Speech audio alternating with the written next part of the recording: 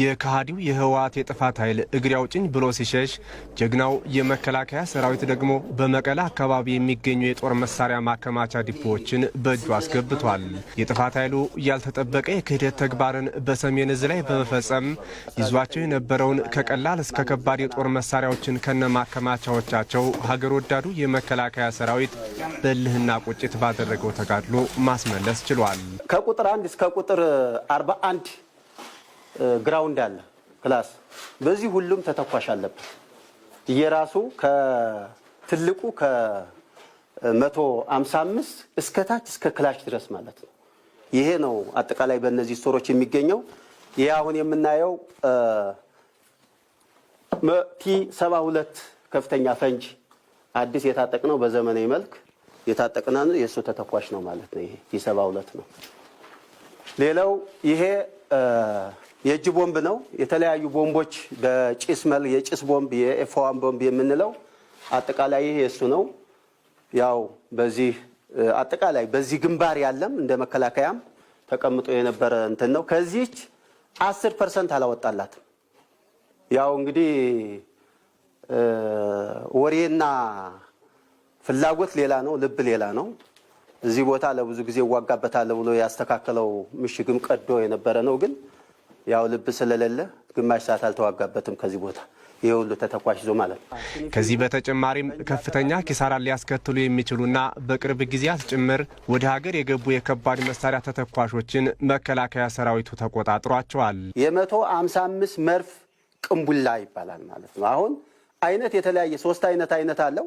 አሁን በሀገራችን ላይ በጣም ከፍተኛ ከሚባሉ ትጥቆች ወይም ተተኳሽ መሳሪያ ይሄ አንዱ ነው። ከፍተኛ ረዳስ የሚመታ የሚባለው ማለት ነው። ያኛው ደግሞ በሀገራችንም ላይ አጠቃላይ ብዙ ጊዜ የተጠቀምንበት ግን ቅርብ ጊዜ የመጣ ደግሞ ቲ72 የሚባል የታንክ ጥይት ነው ማለት ነው። እሱም የተለያየ አይነት አለው። 3 አይነት ጥይት ነው ያለው። ጸረ ታንክ አለው፣ ከፍተኛ ፈንጅ አለው፣ ብረት ሰርሳሪ የሚባል የተለያዩ አይነቶች ያሉት መሆኑን ነው የሚገልጸው።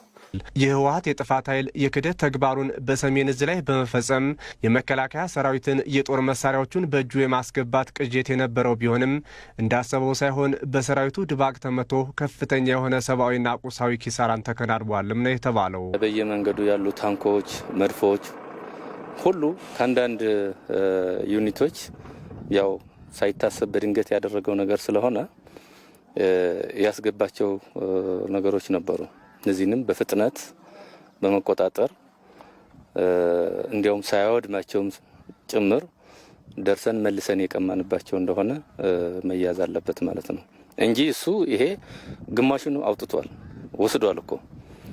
ግን የቀረውን ማውጣትም ሆነ ማውደምም ጊዜም አላገኘም፣ አልቻለም። ራሱ እየተከበበ ስለነበረ ለማምለጥ ነው ወደ ኋላ ሲፈረጥጥ የነበረውና ይሄን እየተከተሉ ራሱን ማጥፋት ነው።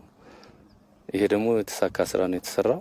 በአሁኑ ወቅት የመከላከያ ሰራዊቱ የጦር መሳሪያዎችን ከነተተኳሾቻቸው ሙሉ በሙሉ በሚባል ደረጃ ተቆጣጥሯል ያሉት ብርጋዴር ጄኔራሉ ይህ ደግሞ ለኢትዮጵያውያን ትልቅ ድል ነውም ብለዋል።